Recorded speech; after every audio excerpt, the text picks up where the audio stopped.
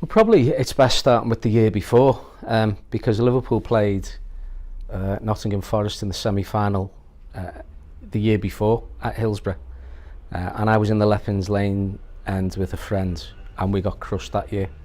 But we all managed to climb out, basically at the back of the stand, and then we stood under the control box, which was pretty empty. So it was quite obvious the year before that there'd been problems. But the year of the Hillsborough Disaster, I actually had stand tickets, but we still couldn't understand why Liverpool, who had twice as many fans as Notts Forest, were getting the smaller parts of the ground.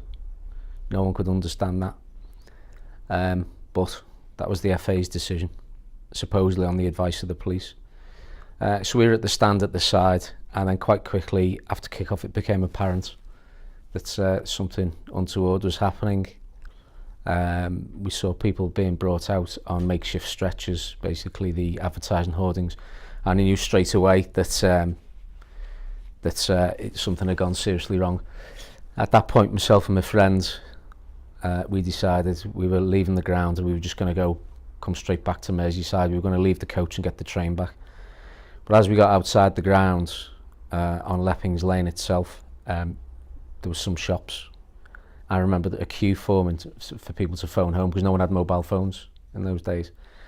And I phoned, we all queued up, kept our calls really short so as many people as possible could phone home. And I phoned home, phoned my mum, and I remember saying to my mum, you know, I'm okay, mum, everything. She said, oh, what are you talking about? There's just a bit of crowd trouble, isn't there? And I said, no, there's people dead here.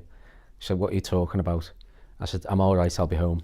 Anyway, so that was the end of the call, and then we went back to the coach. We decided not to get the train, but went back to the coach, and there's about 4 or 5 people missing off our coach. And as we travelled back to Merseyside, the radio was on. It was just complete silence on the coach, and just the death toll was going up and up and up. So when we got home, all the lads, we just decided to meet up in the pub, and it was a real sombre experience. And I remember then coming home, and it sort of hit me straight away. I was very upset. I always remember my mum saying to me, Dad, to get me a brandy, even though I don't drink brandy. And I said, no, I'm all right. And I just went to bed, and then the next day we realised the lad that we knew had died. And then we went up to the cathedral that day for there was a memorial service. So it was pretty grim experience.